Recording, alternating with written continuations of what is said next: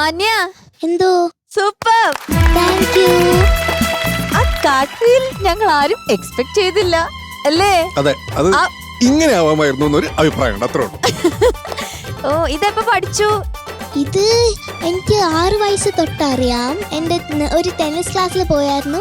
അപ്പോൾ ആ cart wheel exercise ആയിട്ട് ചെയ്യായിരുന്നു. അപ്പോൾ ഞാനൊരു സാധനം പറയാം. എനിക്ക് ജിംനാസ്റ്റിക്സ് ചെയ്യാൻ ഭയങ്കര ഇഷ്ടമായിരുന്നു. അപ്പോൾ എൻ്റെ ഒത്തിരി ഫ്രണ്ട്സ് ക്ലാസ്സിലൊക്കെ പോകാറുണ്ട്. അപ്പോൾ അവരാ എന്നെ പഠിപ്പിച്ചേ. അപ്പോൾ നമ്മൾ ഈ ക്ലാസ്സിൽ പോകുന്ന സ്ഥലത്തിൽ പോയി. അപ്പോൾ അവിടെ നമ്മൾ ഈ സ്ഥലമൊക്കെ കണ്ടു. പഠിക്കാൻ പോയി.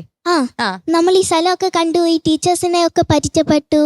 പിന്നെ ലാസ്റ്റില് ഒരു ഫോർം ഉണ്ടായിരുന്നു. അതിൽ എഴുതിയേക്കായിരുന്നു ഒരു കൈയും കാലും ഓടിക്കാനൊരു ചാൻസ് ഉണ്ട്, പിന്നെ പാരാലിസിസിന് പോലും ചാൻസ് ഉണ്ട്. അപ്പൊ അത് കണ്ടിട്ട് അപ്പ പറഞ്ഞു, നമുക്കേ ഇവിടെ നാളെ വരാം. അത് കഴിഞ്ഞിട്ട് പുറത്ത് പോയപ്പം അപ്പ പറഞ്ഞു, ജിംനാസ്റ്റിക്സും വേണ്ട, ഒരു കുന്തവും വേണ്ട. അങ്ങനെ പറഞ്ഞു അല്ലേ? അത് പേടിച്ചിട്ടായിരിക്കും. നീ അതൊക്കെ ചെയ്ത് വല്ല കൈയും കാലിനൊക്കെ എന്തെങ്കിലും പറ്റിയാലോ എന്ന് പേടിച്ചിട്ടായിരിക്കും അങ്ങനെ പറഞ്ഞത്. പക്ഷെ സൂപ്പർ ആയിട്ട് ചെയ്തു. Thank you. ഹരിച്ചേട്ടാ. ആന്യ, എന്തോ മോളിതൊരു ഗംഭീര സോങ് ആണ്. ആർ ഡി ബർമൻ സാറിന്റെ ഒരു ഹിറ്റ് സോങ്. ഇപ്പോഴും ആൾക്കാർ ഹിന്ദിയിലൊക്കെ സെലിബ്രേറ്റ് ചെയ്യുന്നൊരു സോങ് ആണ്. ലതാജിയുടെ സിംഗിങ് അറിയാമല്ലോ, പറയേണ്ട ആവശ്യമില്ല. അപ്പൊ മോൾ ഇതിന്റെ ടെമ്പോ കുറച്ചോ? അല്ല, ഈ ഒരു വീഡിയോ വേർഷൻ ഉണ്ട്, ഒരു ഓഡിയോ വേർഷൻ. ഒറിജിനൽ വേർഷൻ കേട്ടായിരുന്നോ? ഒറിജിനൽ വേർഷൻ എന്ന് പറഞ്ഞാൽ ഒറിജിനൽ അത് കേട്ടായിരുന്നോ?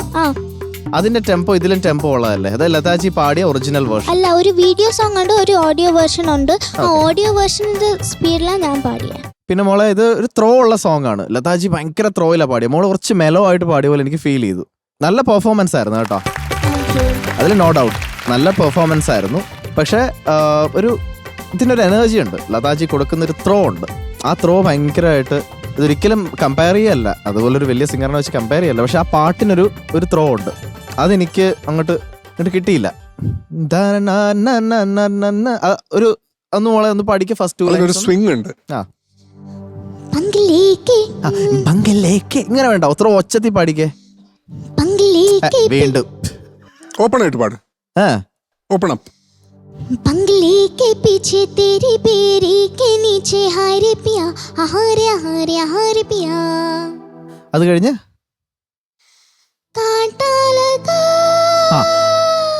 അത് ഒറിജിനൽ അങ്ങനെയല്ല മോളെ, നല്ല ത്രോയിൽ അത് പാടുന്നത്. ഒരു ഒരു ഒരു ഒരു വിളിയാണത്, ഒരു കോളാണ്, മനസ്സിലായില്ലേ? അപ്പൊ അതൊക്കെ മോളിങ്ങനെ എല്ലാം ഒതുക്കി പാടി പാടി പാടി എല്ലാം ഒതുക്കി മൊത്തത്തിൽ സോങ് അങ്ങ് ഒതുങ്ങിപ്പോയി. അതാണ് എനിക്ക് ഫീൽ ചെയ്തത്. കുറച്ചുകൂടി ത്രോ വേണമായിരുന്നു തോന്നി. അപ്പം സോങ് പഠിച്ച് പാടിയിട്ടുണ്ട്, ഡിക്ഷനും കാര്യങ്ങളും ഒക്കെ ശരി. ഇതിന്റെ ആ സെക്കൻഡ് സ്റ്റാൻസ് ഇല്ലേ, 3 സ്റ്റാൻസ് ഉണ്ടല്ലേ മൊത്തം? ഓക്കെ, അതിൽ ഏതെങ്കിലും ഒരു സ്റ്റാൻസ് ഒന്ന് പാടാവും മോള്. ഫസ്റ്റ് സ്റ്റാൻസ് ഒന്ന് പാടിക്കേ.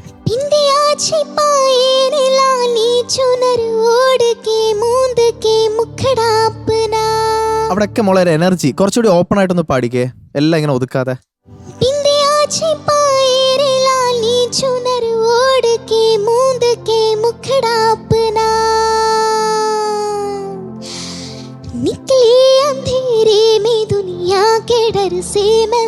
അതൊക്കെ ഭയങ്കര ഓപ്പൺ ആയിട്ട് പാടേണ്ട വരികളാണ്. എല്ലാം മോള് ഒതുക്കുന്നുണ്ട്.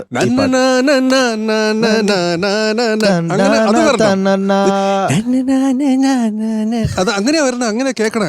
മനസ്സിലായോ? സോങ്ങിന്റെ കൾച്ചറേ മാറിപ്പോകുന്നുണ്ട്. അങ്ങനെയല്ല പാടി വെച്ചേക്കുന്നത്. അപ്പൊ സിംഗർ എങ്ങനെയാണ്, അല്ലെങ്കിൽ ആ കമ്പോസർ എന്ത് രീതിയിലാണ് ഇത് കമ്പോസ് ചെയ്തിരിക്കുന്നതെന്ന് ഒബ്സർവ് ചെയ്യണം കേട്ടോ. അപ്പൊ എനിക്ക് ആ പാട്ടിനുള്ള ഒരു എനർജി കിട്ടിയില്ല, അതാണ് മെയിൻ ഇന്ന് അന്യക്ക് പറ്റിയൊരു പ്രശ്നം.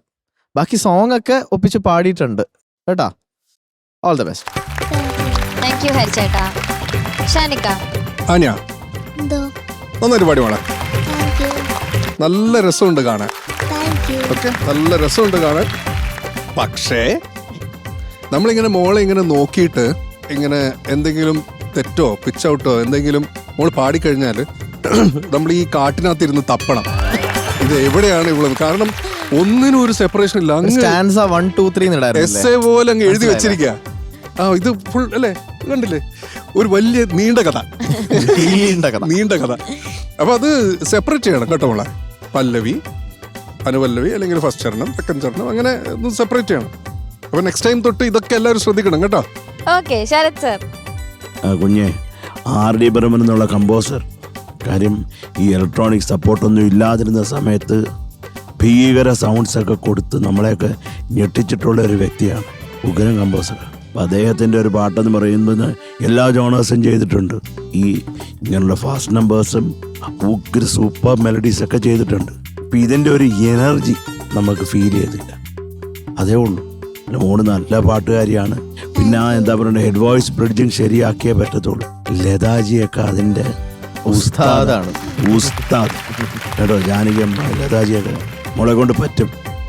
പിന്നെ അവസാനം കാണിച്ച ഒരു പെട്ടെന്ന് അത് ഞെട്ടിപ്പോയോ? പേടിച്ചു. സൂപ്പറായിരുന്നു. മക്കൾ ഇങ്ങനെയാണ് വീട്ടിൽ നടക്കുന്നത്. തലകുത്തി പറഞ്ഞു ഇഡ്ഡലി വേണം അമ്മ. ആണോ? അങ്ങനെയൊന്നുമില്ല, ഞാൻ വീട്ടില് മൊത്തം സ്കേറ്റിംഗ്.